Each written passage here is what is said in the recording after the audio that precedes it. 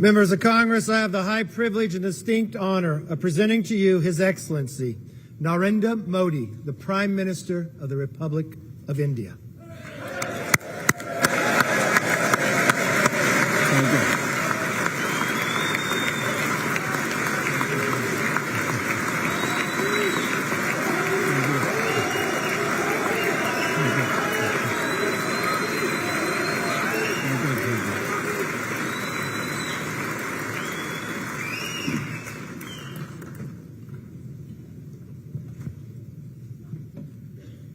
Mr. Speaker,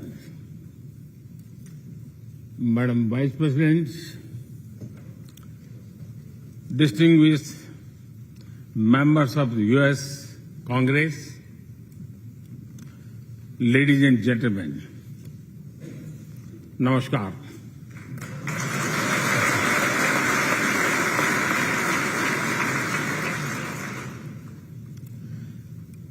It is always a great honor to address the United States Congress.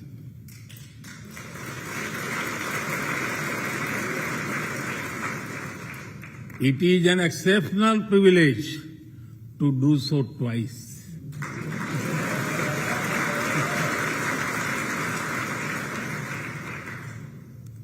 For this honor,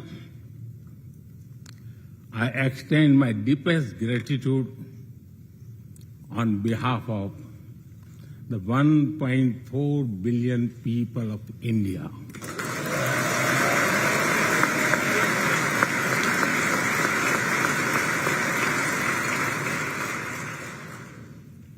I see that nearly half of you were here in 2016. I feel your warmth as old friends. I can also see the enthusiasm of a new friends in the other half. I remember Senator Harry Reid, Senator John McCain, Senator Orrin Hatch,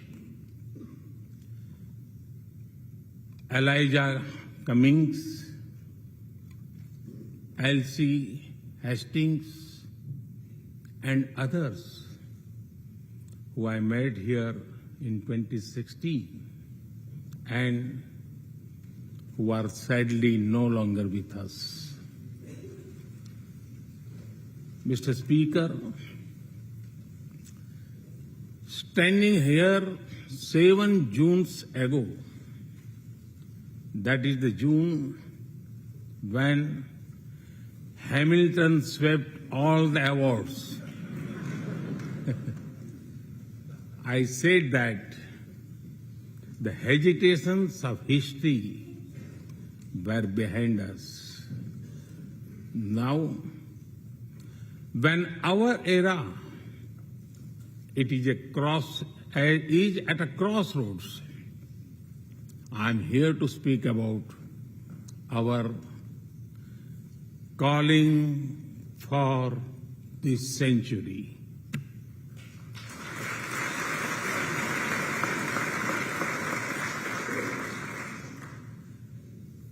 Through the long and widening road that we have traveled, we have made the test of friendship. A lot has changed since I came here 7 summers ago.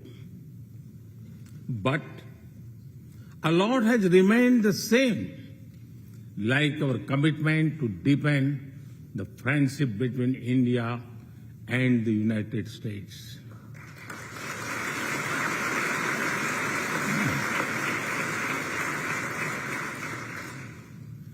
In the past few years, there have been many advances in AI, artificial intelligence. At the same time, there have been even more momentous development in another AI, America and India.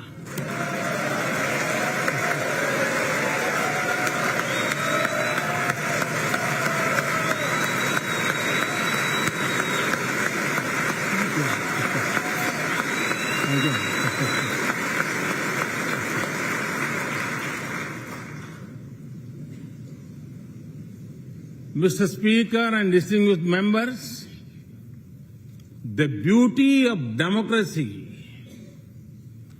is the constant connect with the people, to listen to them and feel their pulse. And I know this takes a lot of time, energy, effort, and travel.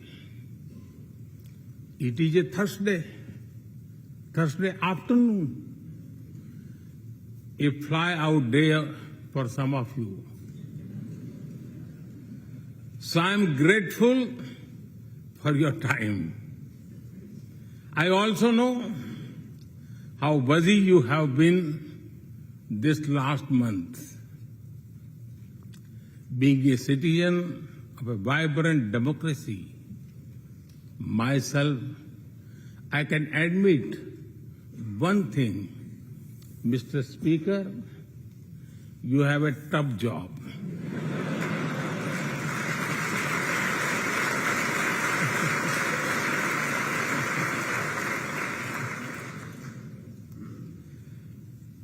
I can relate to the battles of patience, persuasion, and policy.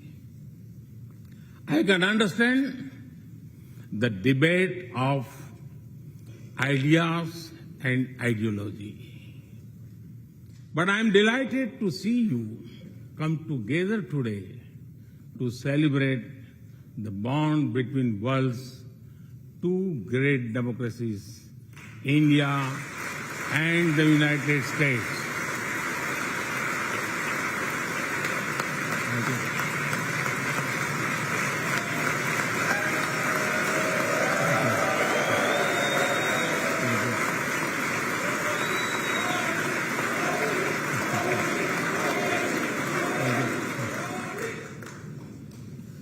I'm happy to help out.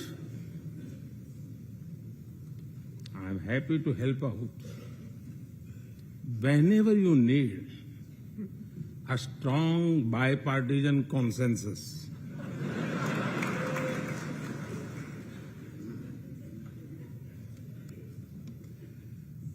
There will be and there must be a contest of ideas at home. But we must also come together as one when we speak for our nation.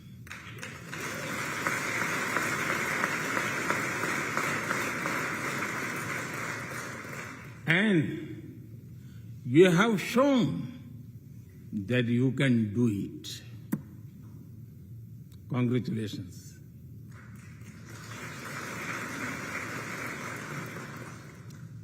Mr. Speaker, the foundation of America was inspired by the vision of a nation of equal people. Throughout your history, you embraced people from around the world, and you have made them equal partners in the American dream.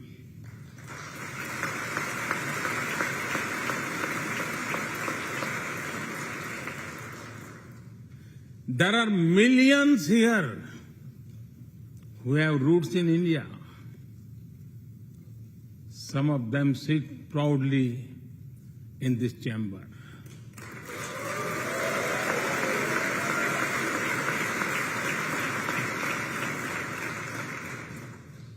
And there is one behind me.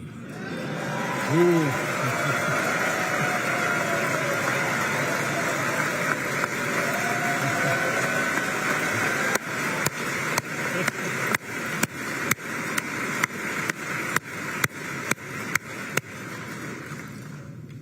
had made history. I'm told that the Samosa caucus is now the flavor of the house. I hope it grows and brings the full diversity of Indian cuisine here.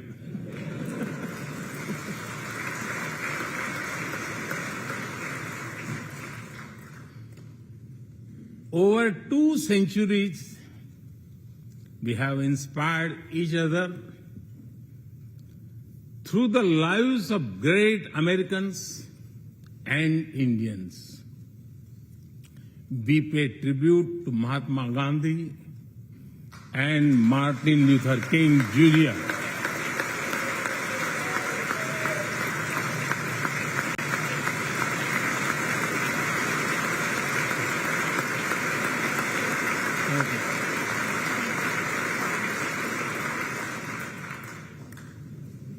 We also remember many others who work for liberty, equality, and justice. Today, I also wish to pay heartfelt tribute to one of them, Congressman John Lewis.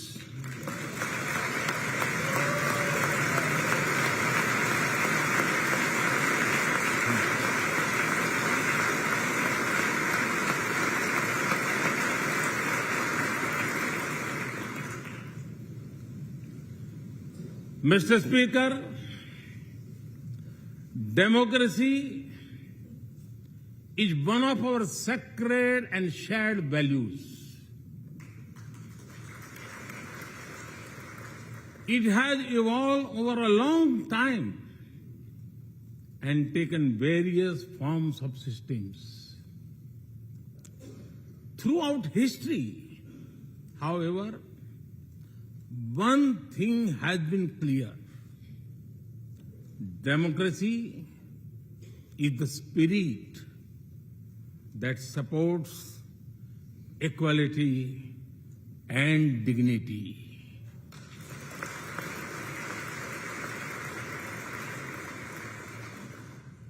Democracy is the idea that welcomes debate and discourse. Democracy is the culture that gives wings to thought and expression. India is blessed to have such values from times immemorial. In the evolution of the democratic spirit, India is the mother of democracy.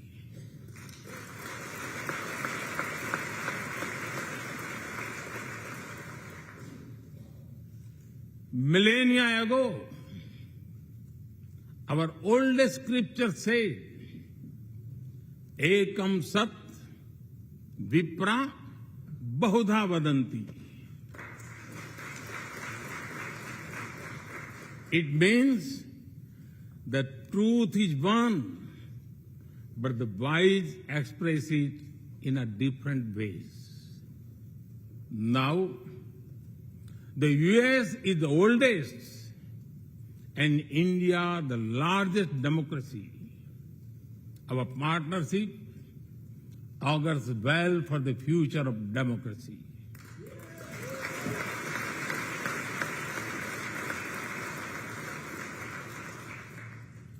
Together, we shall give a better future to the world and a better world to the future.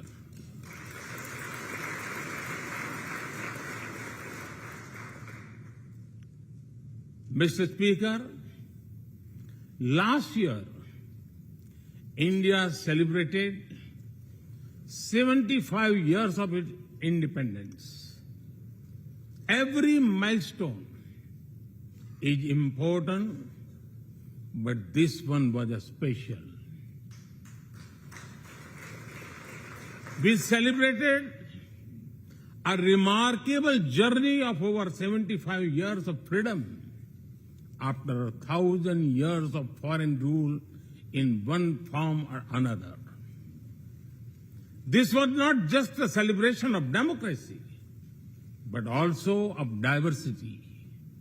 Not just of constitution, but also of its spirit of a social empowerment. Not just of our competitiveness and cooperative federalism, but also of our essential unity and integrity.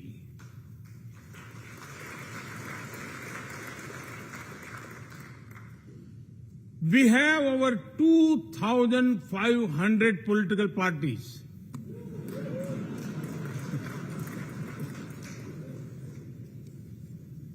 Yes, you heard that right. 2,500. About 20 different parties govern various states of India.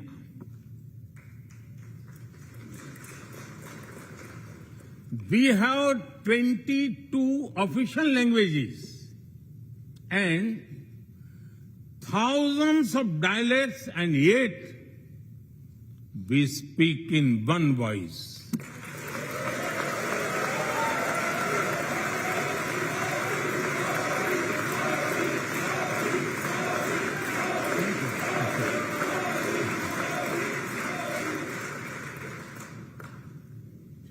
Every 100 miles, our cuisine changes. From dosa to aloo paratha, and from Srikhand to Sandesh. We enjoy all of this. We are home to all faiths in the world, and we celebrate all of them.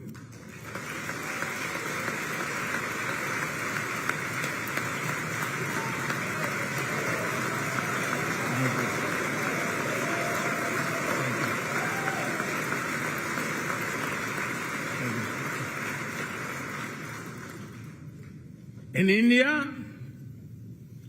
diversity is a natural way of life. Today, the world wants to know more and more about India. I see that. Curiosity in this house too. We were honored to receive over 100 members of the U.S. Congress in India over the last decade.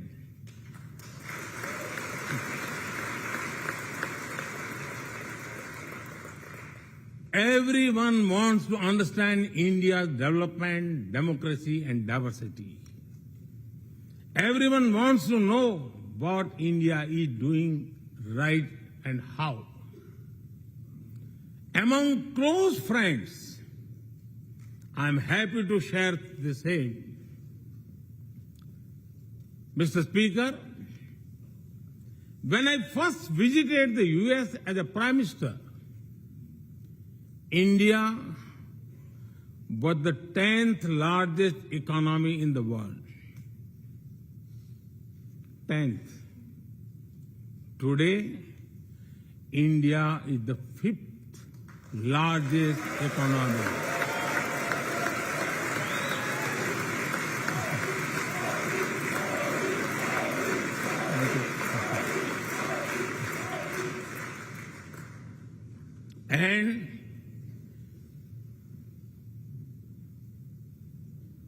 And India will be the 3rd largest economy soon.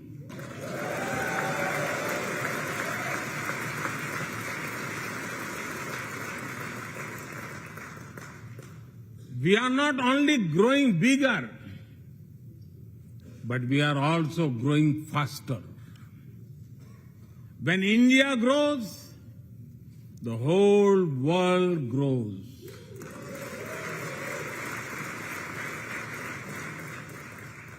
After all, we are 1/6 of the world's population.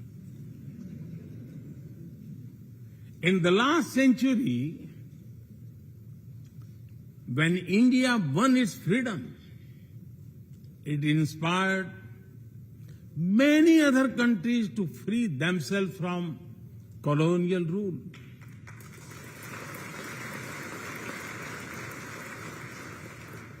In this century, when India sets benchmark in growth, it will inspire many other countries to do the same.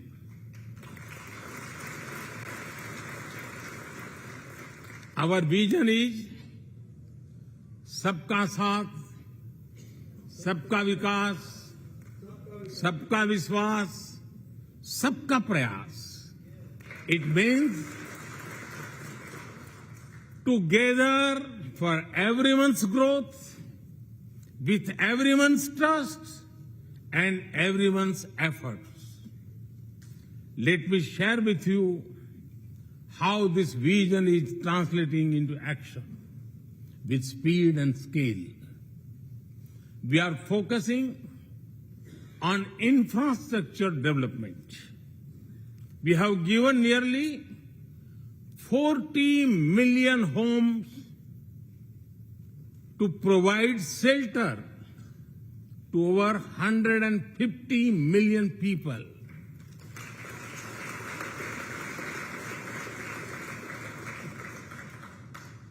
That is nearly 6 times the population of Australia.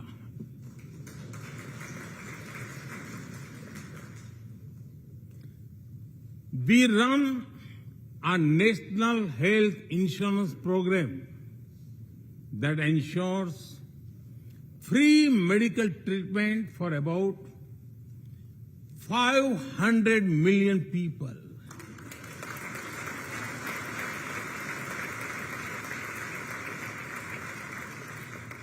$500 million people, that is greater than the population of South America.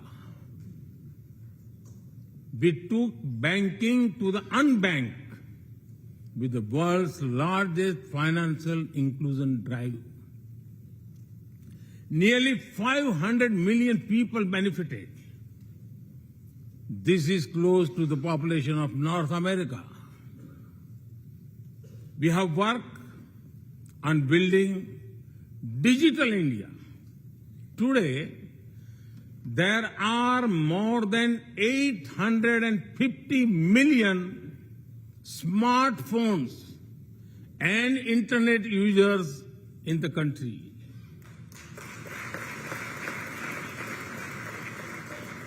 This is more than the population of Europe. We protected our people with 2.2 billion doses of made in India COVID vaccines.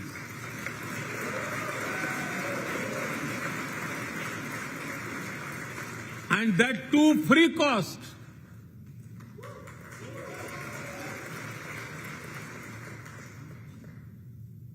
I may be running out of continent soon, so I will stop here. Distinguished members, the Vedas are one of the world's oldest scriptures. They are a great treasure of humanity composed thousands of years ago. Back then, women sages composed many verses in these Vedas. And today, in modern India, women are leading us to a better future.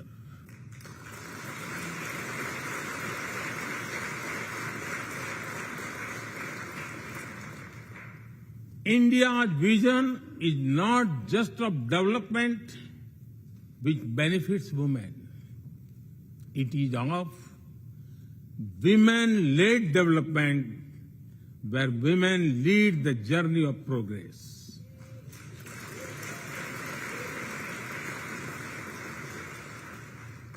A woman has risen from a humble tribal background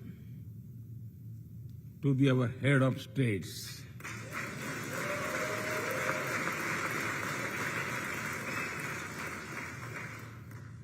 Nearly 1.5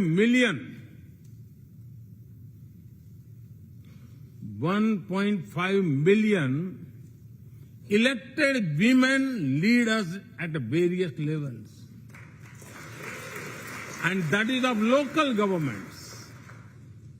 Today, women serve our country in the Army, Navy, and Air Force. India also has the highest percentage of women airline pilots in the world.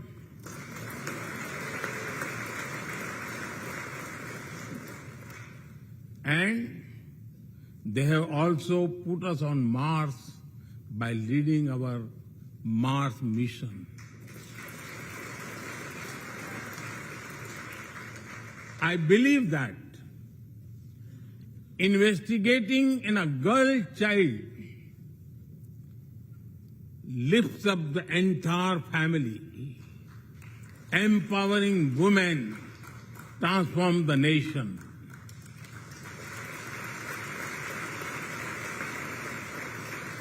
Mr. Speaker, India is an ancient nation with a youthful population.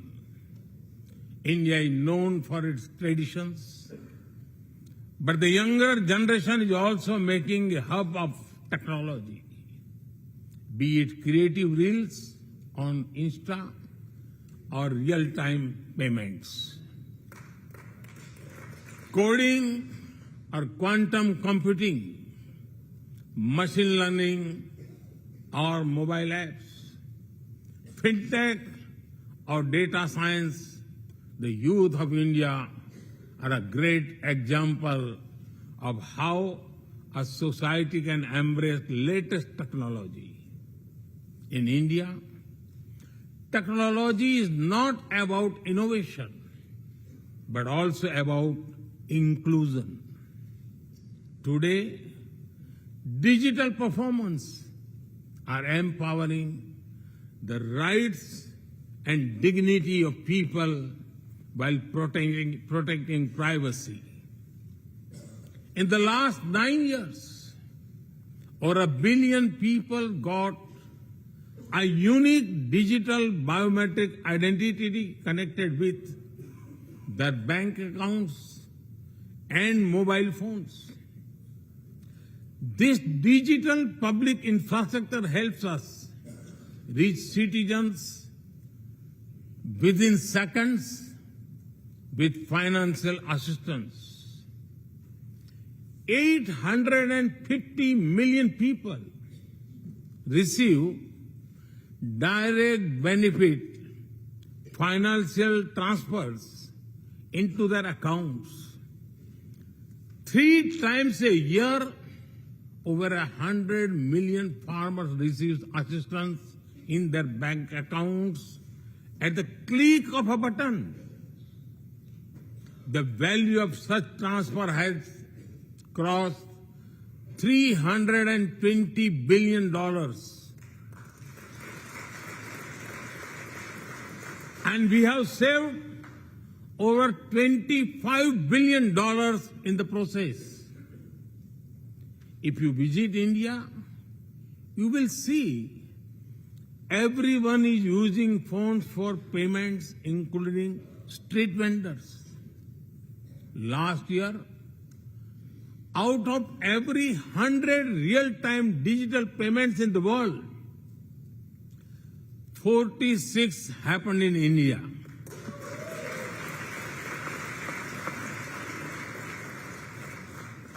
nearly 400,000 miles of optical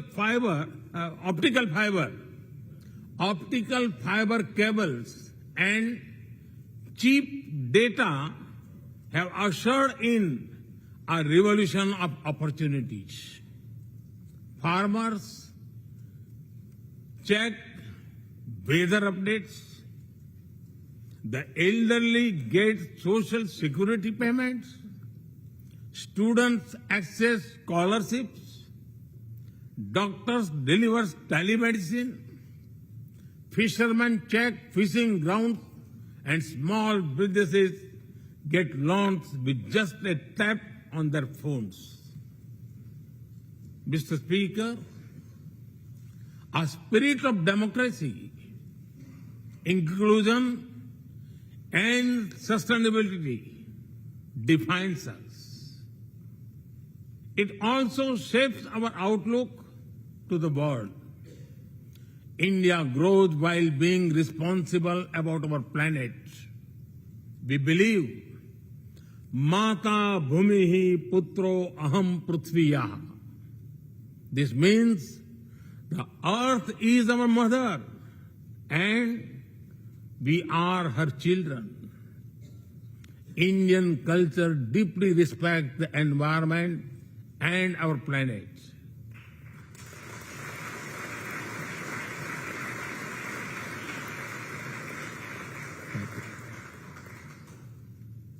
While becoming the fastest growing economy, we grew our solar capacity by 2,300%. Yes, you have heard right. 2,300%.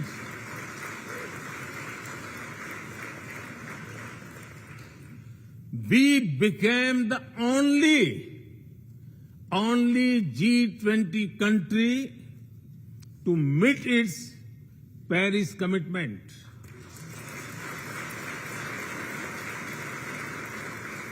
We made renewables account for over 40% of our energy sources, 9 years ahead of the target of 2030. But we did not stop there. At the Glasgow summit, I proposed Mission Life, lifestyle for environment.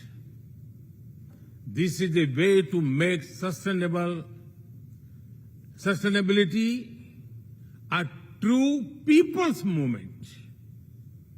To live it, to be the job of governments alone. By being mindful in making choices, every individual can make a positive impact. Making sustainability a mass movement, we help the world reach the net zero target faster. Our vision is pro-planet progress. Our vision is pro-planet prosperity. Our vision is pro-planet people.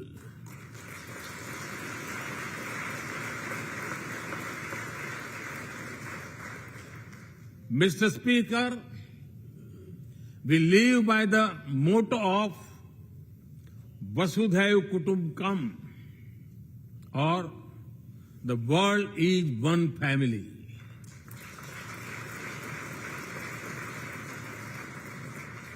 Our engagement with the world is for everyone's benefit. The one sun, one world, one grid seek to join us. All is connecting the world with clean energy.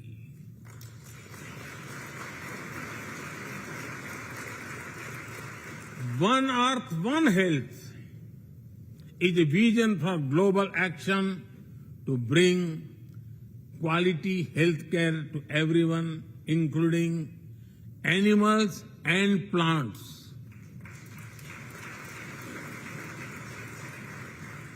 The same spirit is also seen in the theme when we chair the G20, One Earth, One Family, One Future. We advance the spirit of unity through yoga as well. Just yesterday, the whole world came together to celebrate the International Day of Yoga.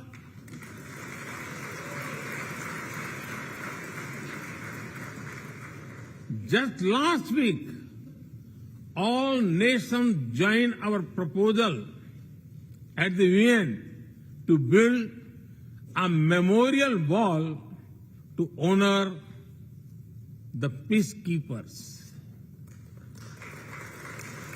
And this year, the whole world is celebrating the International Year of Millets to promote sustainable agriculture and nutrition alike.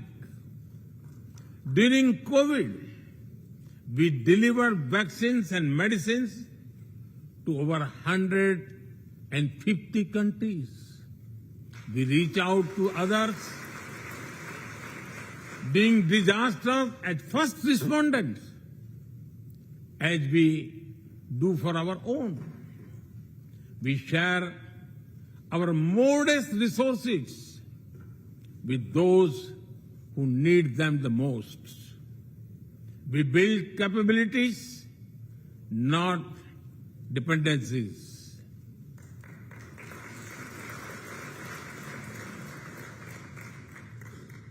Mr. Speaker, when I speak about India's approach to the world, the United States occupy a special place.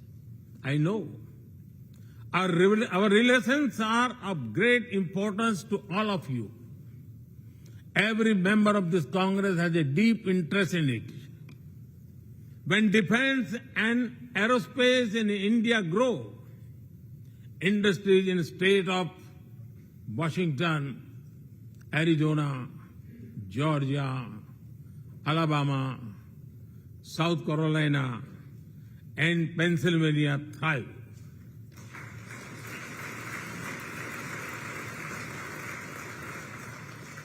When American companies grow, the research and development centers in India thrive.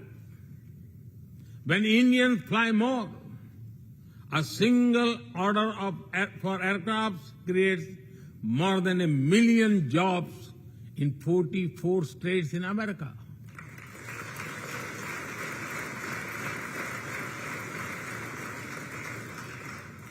When an American phone makers invest in India, it creates an entire ecosystem of jobs and opportunities in both countries. When India and US work together on semiconductors and critical minerals, it helps the world in making supply chains more diverse, resilient, and reliable.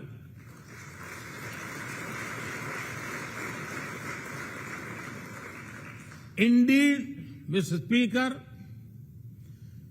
we were strangers in defense cooperation at the turn of century. Now, the United States has become one of our most important defense partners.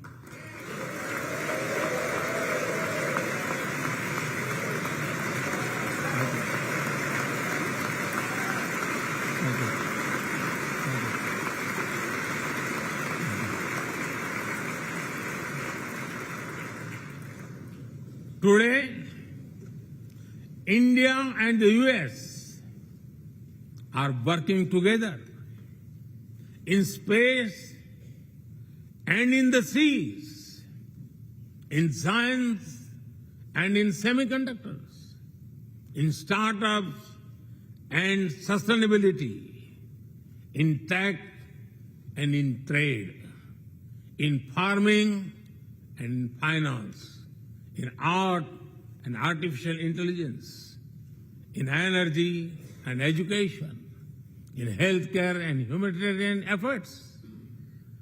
I can go on and go on, but to sum up it, I would say the scope of our cooperation is endless.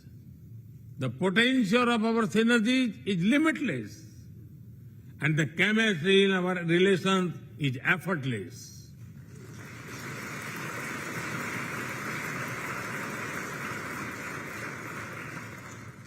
In all this, Indian Americans have played a big role.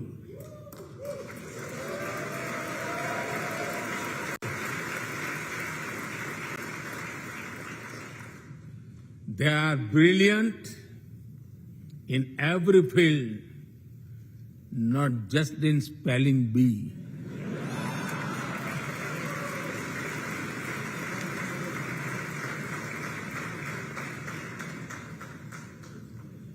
With their hearts and minds, talent and skills, and the love for America and India, they have connected us.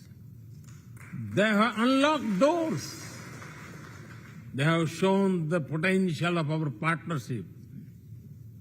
Mr. Speaker, distinguished members, every Indian Prime Minister and American President of the past has taken our relationship further. But our generation has to honor of taking it to greater heights.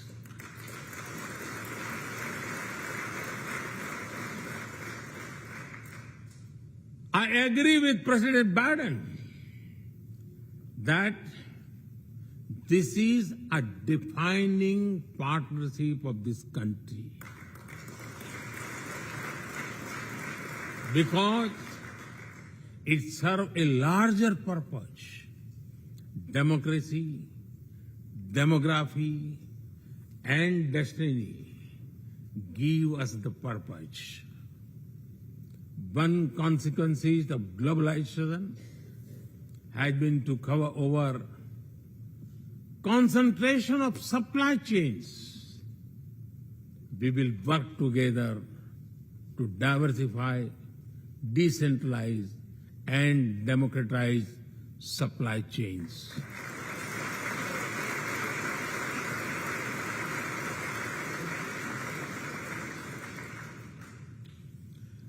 Technology will determine the security, prosperity, and leadership in the 21st century.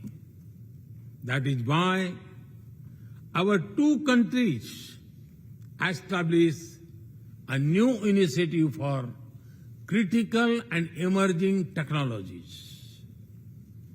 Our knowledge partnership will serve humanity and seek solutions to the global challenges of climate change, hunger, and health. Mr. Speaker and distinguished members, the last few years have seen deeply disruptive developments. With the Ukraine conflict, war has returned to Europe. It is causing great pain in the region. Since it involves major powers, the outcomes are severe. Countries of the global south have been particularly affected. The global order is based on the respect for the principle of the UN Charter, peaceful resolution of disputes, and respect for sovereignty and territorial integrity.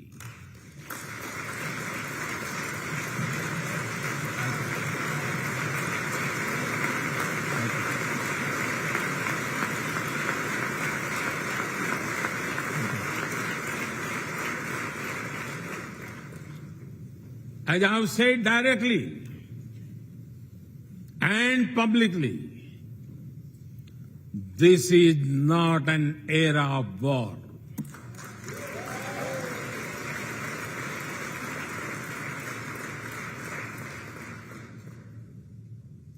But it is one of dialogue and diplomacy. And we all must do what we can to stop the bloodshed and human suffering.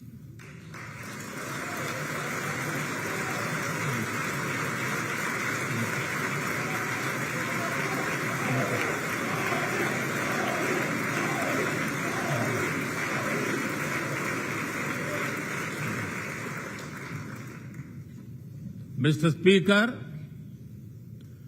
the dark clouds of coercion and confrontation are casting their shadow in the Indo-Pacific.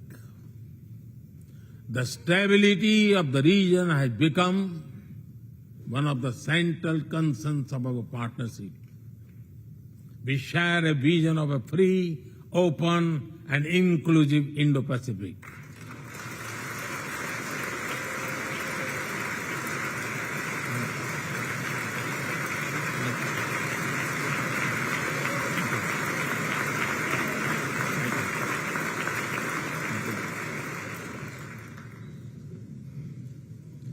Connected by secure seas, defined by international law, free from domination, and anchored in ASEAN centrality.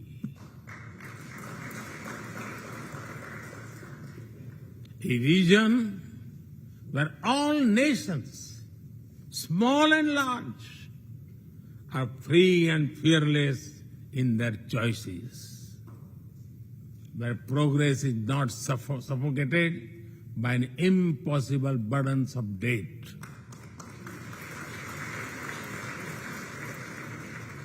Where connectivity is not leveraged for strategic purposes, where all nations are lifted by the high tide of shared prosperity.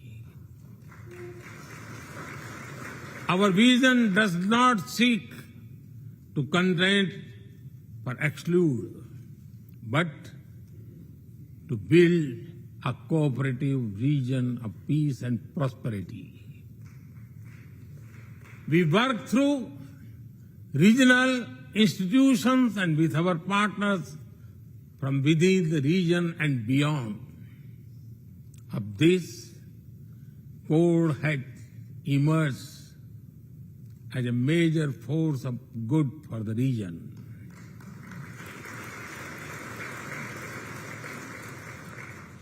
Mr. Speaker, more than 2 decades after 9/11 and more than a decade after 26/11 in Mumbai, radicalism and terrorism still remain a pressing danger for the whole world.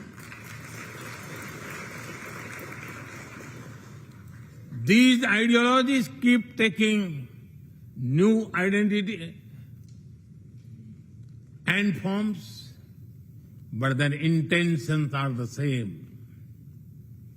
Terrorism is an enemy of humanity, and there can be no ifs and buts in dealing with it.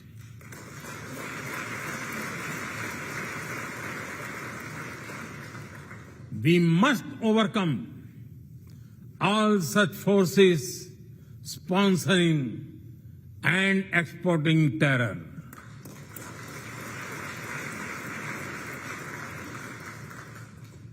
Mr. Speaker, COVID-19's biggest impact was the human loss and suffering it caused. I wish to remember Congressman Ron Wright and the staff members who lost their lives to COVID. As we emerge out of the pandemic, we must give shape to a new world order. Consideration, care, and concern are the need of the hour. Giving a voice to the global south is the way forward. That is why I firmly believe that the African Union be given full membership of G20.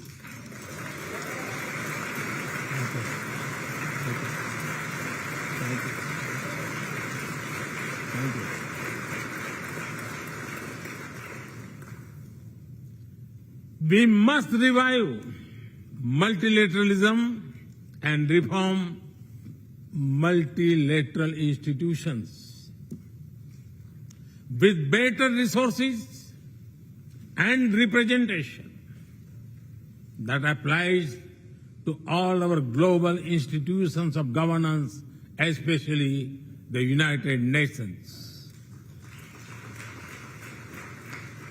When the world has changed, our institutions too must change, or risk getting replaced by a world of rivalries without rules. In working for a new world order based on international law, our two countries will be at the forefront as partners.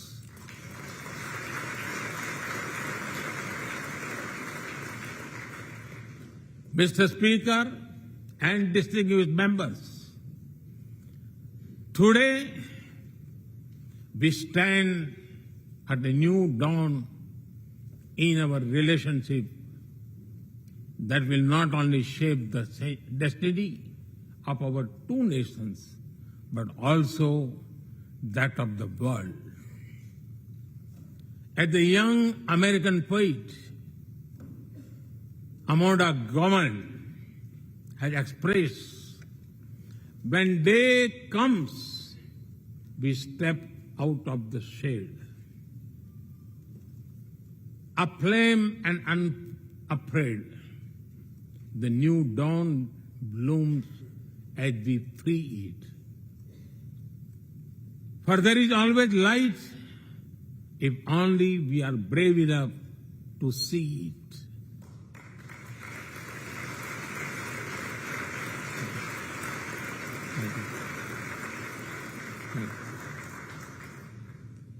Our trusted partnership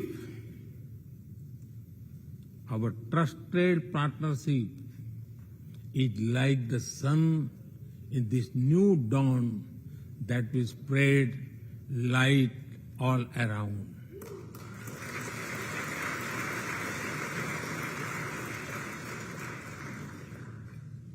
I am reminded of a poem that I once wrote. आसमान में सिर उठाकर, आसमान में सिर उठाकर, घने बादलों को चीरकर, रोशनी का संकल्प ले, अभी तो सूरज उगा है।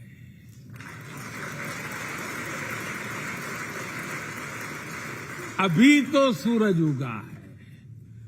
दृढ़ निश्चय के साथ चलकर, दृढ़ निश्चय के साथ चलकर, हर मुश्किल को पार कर, घोर अंधेरे को मिटाते, घोर अंधेरे को मिटाने अभी तो सूरज उगा है।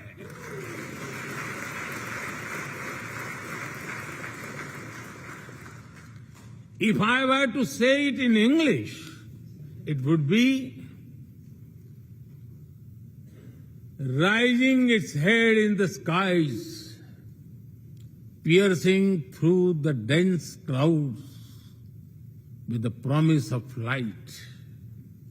The sun has just risen, armed with a deep resolve, overcoming all the odds to dispel the forces of darkness. The sun has just risen.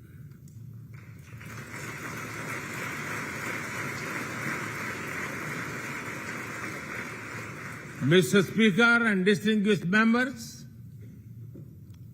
we come from different circumstances and history, but we are united by a common vision and by a common destiny.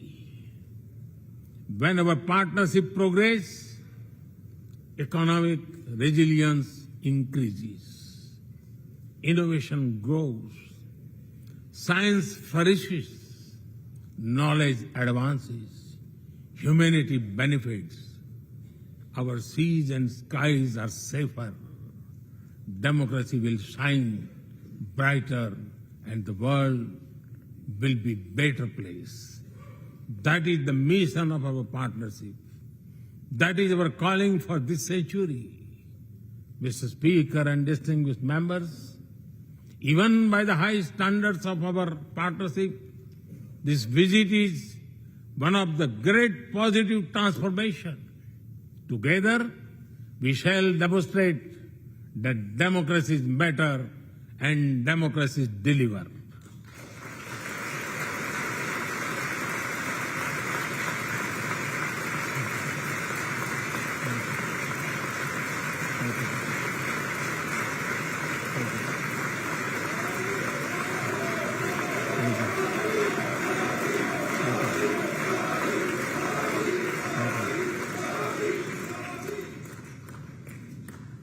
I count on your continued support to the India-US partnership. When I was here in 2016, I said that our relationship is primed for a momentous future. That future is today.